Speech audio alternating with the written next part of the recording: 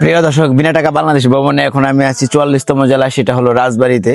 আর এখানে গ্রাম অঞ্চলে ঢুকছি। এখানে ঢুকার পর আজকে এখন নামাজ পড়লাম, আলহামদুলিল্লাহ জুম্মার নামাজ পড়লাম। এখন মসজিদের পাশে একটা বিয়া বাড়ির গেট। আমি এখন বিনা দাওয়াতে বিয়া খাবো, দেখি আপনাদেরকে দেখাবো খাইতে পারি কিনা। চলুন আমার সাথে। ভাইয়া একটু কথা শুনবো, আমার এদিকে আসো তো। তোমার বাড়ি কি এখানে? জি, কি বিয়া বাড়ি নাকি কোনো মুসলমান অনুষ্ঠান? বিয়া বাড়ি।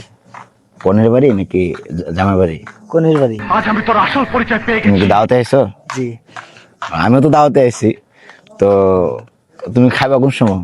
আমি প্রথম পরিচয় কিছুই পাস নাই। তো চলো, তুমি আর আমি একসাথে খাবো না। আমি কনের বন্ধু লাগি, একজনে মিলাইছি, ওনে ওর সাথে যাবো, দেখা যায় কি হয়। বউয়ের নাম কি? লাবণী। ও লাবণী, তো ভুলে গেছিলাম। ওরে তো আমরা বিভিন্ন নামে ডাকতাম। তো ওকে, ওর কি স্বাস্থ্য আগের মতো আছে? হালকা আছে নাকি মোটা হয়েছে?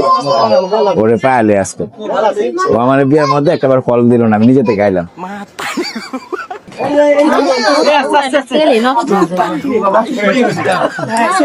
এখন কি মই ঢুকবো না? ক্যামেরা তো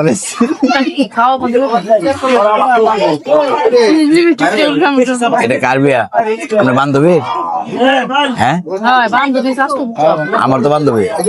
আজ আমি তোর আসল পরিচয় পেয়ে গেছি। আমি বান্ধবী কত স্কুলে আসা যাওয়া করলাম। আমার বান্ধবী স্কুলে পড়ছে না? এইটাই তো। ওই যে পুকুর পাড়ে যে স্কুলটা আছে না, এটার মধ্যে আমরা লেখাপড়া করছি। আবার ভাইবেন না বিনা দাওয়াতে আইছি।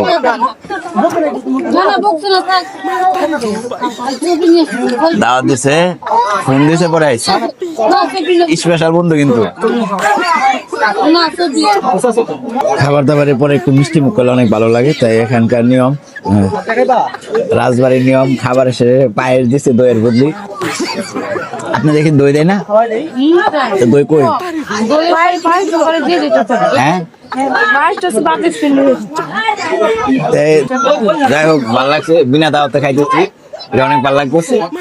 রাজবাড়ি খাবার, প্রথম ডাউল ভাত, পরে গুস্ত, পরে দইয়ের বদলি হলো পায়েস।